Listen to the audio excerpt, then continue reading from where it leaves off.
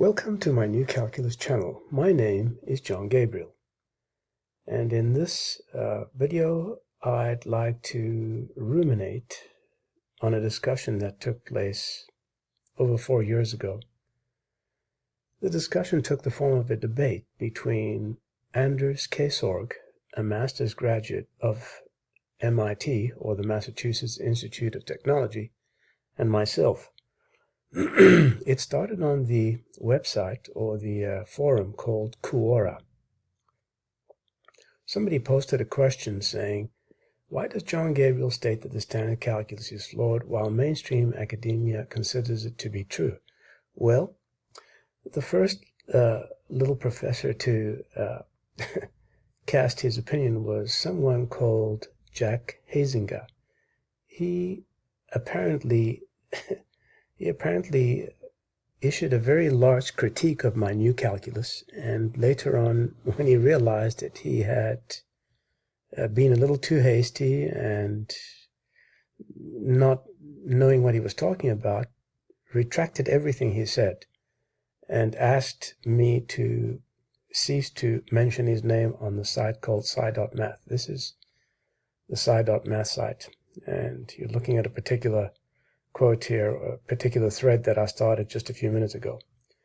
So, at any rate, this professor and several others, including Anders Kaesorg, think that the derivative of sine x is not always cos x, and their motivation there, or the rationale, is that it differs if you use radians or degrees. Well, that really is incredibly funny, but that's not really the subject of this debate or the topic. So I'm going to stick to the debate clearly. What Anders did was he went along and he printed out the entire discussion with everyone else, everybody casting their 2 cents worth of comments, a load of rubbish.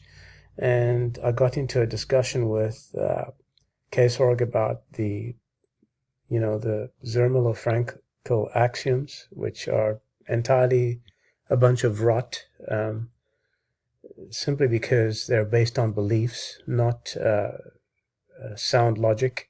And there are many contradictions in set theory, some of them being found even just recently in the last few weeks by Professor Mukenheim. And he's not the only one. There are many who don't think that set theory is sound. Norman Wildberger is one of them. Escultura, I believe, is one of them too. In any case, I don't really care who they are. I have my own opinion, and it didn't take me very long to dismiss George Cantor as the father of all mathematical cranks. So the discussion between Kaesorg and me began to pick up steam, but nothing really happened until around page 19.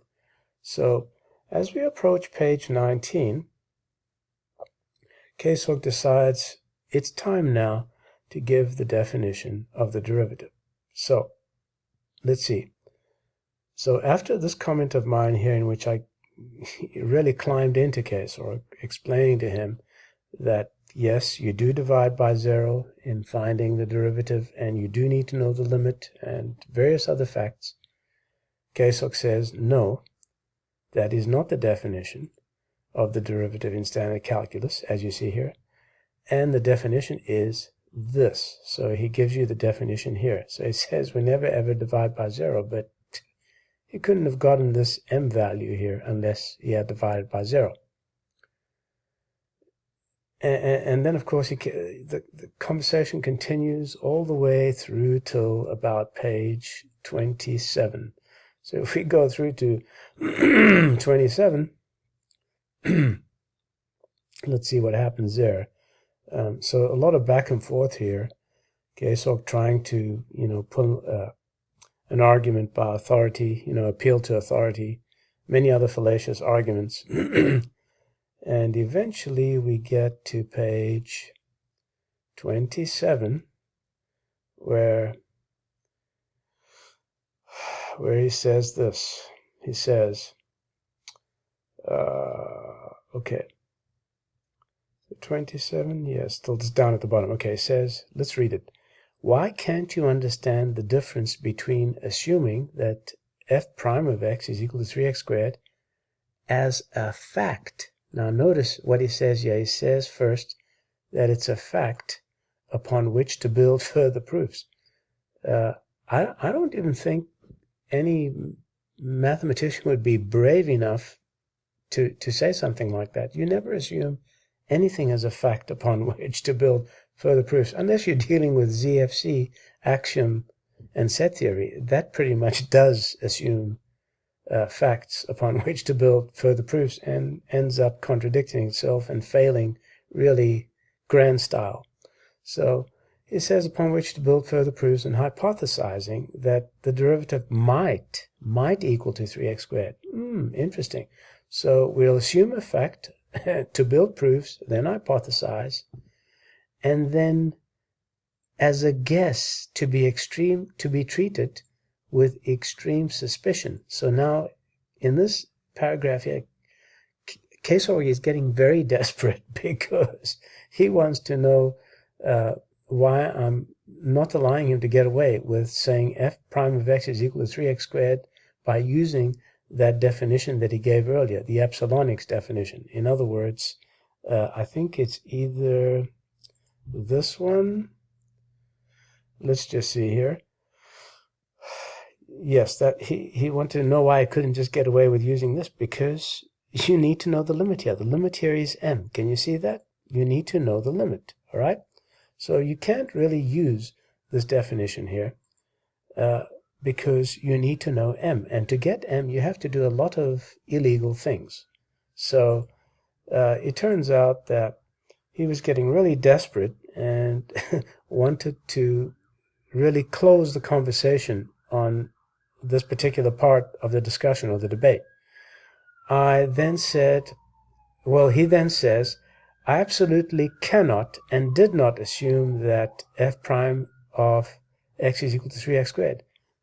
But he did. Look up here. He says, assuming that it's equal to that. And then he says, he absolutely cannot and did not assume that it's equal to that. Wow. And then you get morons on sci.math like that idiot whose neck I'd like to wring 1,000 times, Dan Christensen, and his fellow troll called Zelos Malum, who come back and tell me, oh no, Anders Kaesorg is from MIT and everything he says is correct. But those stupid morons have never read this. They've never studied this. They don't even understand what they've memorized in their studies, if you want to call them that, at school. So he says, I can hypothesize whatever I want, and for any reason or no reason, precisely because I treat the hypothesis as nothing more than an hypothesis until it is rigorously proven. The only problem with that is that Anders bets on his definition here.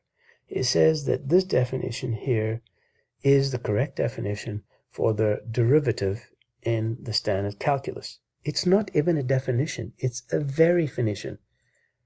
And he confirms it without really knowing. He says here, to be treated with extreme suspicion and checked using the definition before. He doesn't even know what's a definition. He doesn't know which one he's using, but he's actually referring to this definition here.